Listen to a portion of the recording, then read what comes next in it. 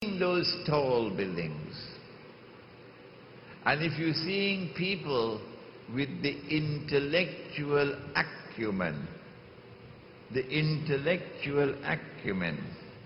of naked, barefooted shepherds, squandering the resources of the country, squandering the resources of the economy in this futile struggle for recognition, that this is a sign of progress. The taller the building, the greater the progress we are achieving.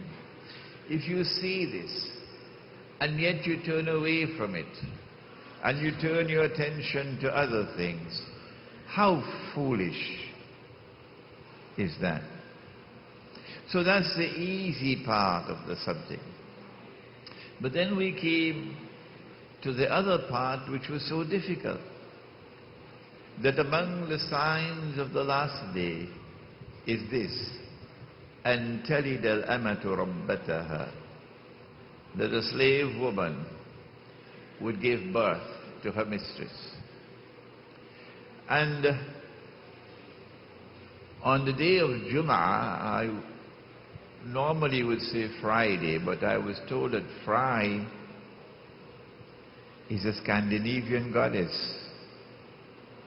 and Friday is the day of recognition of worship of a Scandinavian goddess. So let me stick to Yawm al-Jum'ah. When we met on the day of Jum'ah, we explained how she became a slave woman.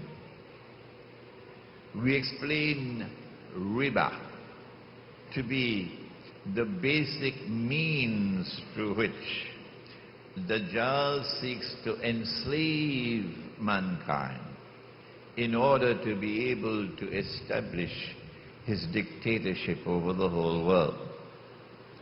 We spoke about one form of riba, the John Perkins. You remember that book, Confessions of an Economic Hitman? Try to get it. John Perkins spoke about how they would go to Bangladesh and they would force Bangladesh to take a very big loan for electricity, for power generation, for this and that and the other. And a significant part of that passage, of course, is going to Greece, the pockets of an elite who will now be beholden to them. Yes? So these will be their Trojan horses, and they will be in the military. Yep, the generals. They would be in the Ministry of Finance. They would be in the Planning and Division Ministry. They might be in the Prime Minister's office. Might be the Prime Minister himself. And when the time comes to pay back the loan with the interest, Bangladesh can't pay. So Bangladesh defaults on the loan. And then they're going to have to negotiate something called rescheduling the debt, which is barter process. We will reschedule, but you must vote this way in the UN. We'll reschedule, but you must allow family planning.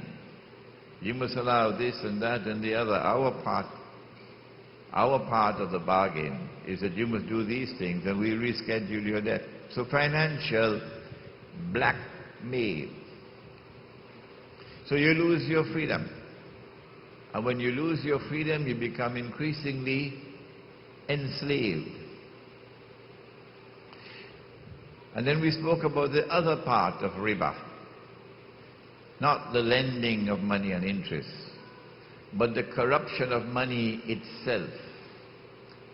And how if you can take paper and print it and put a number on it and then assign to it an entirely fictitious value. And I always warn my audiences that here is someone who has studied international monetary economics at the doctoral level. So I know something about what I'm talking about.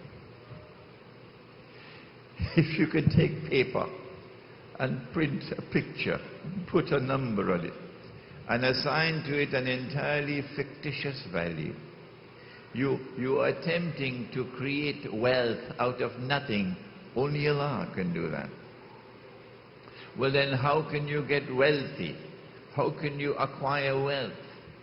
How can you get this piece of paper to become valuable when it is valueless? The answer is that every time people use that paper and accept it as money, their loss is your gain. And so a monetary system came into place which banned the use of gold as money. It's there in the Articles of Agreement of the International Monetary Fund. And replace real money with bogus, fraudulent, haram paper currency.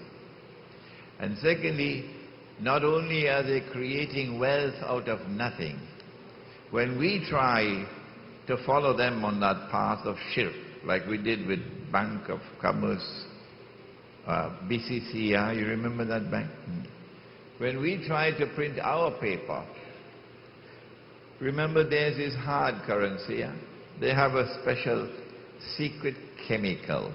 They dip the paper in it, and it becomes a hard currency. Yeah? And all the world wants the hard currency. But we don't have that secret chemical. So when we print our paper, nobody wants it.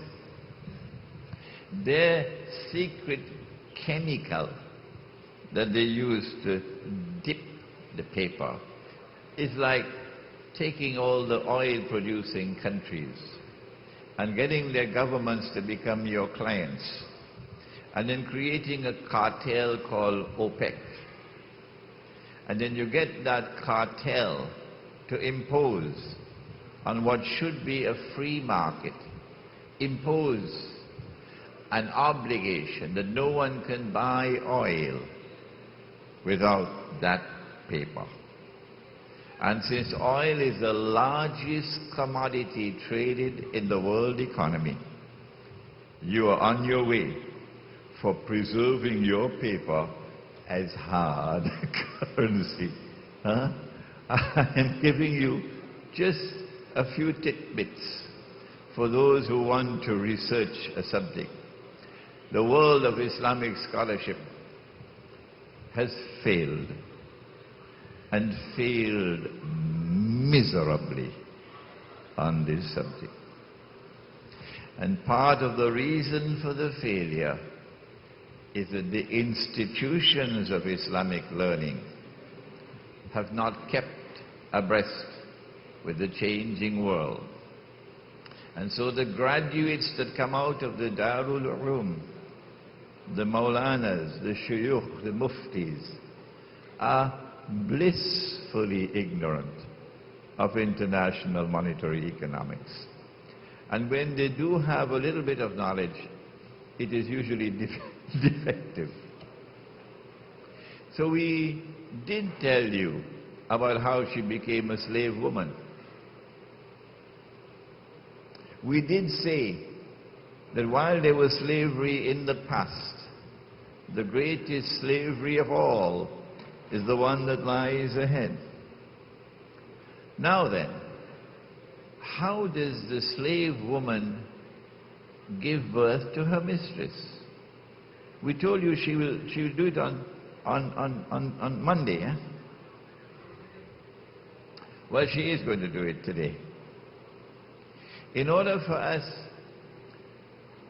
to understand the slave woman giving birth to her mistress and the link with the last age, we must go back to Dajjal.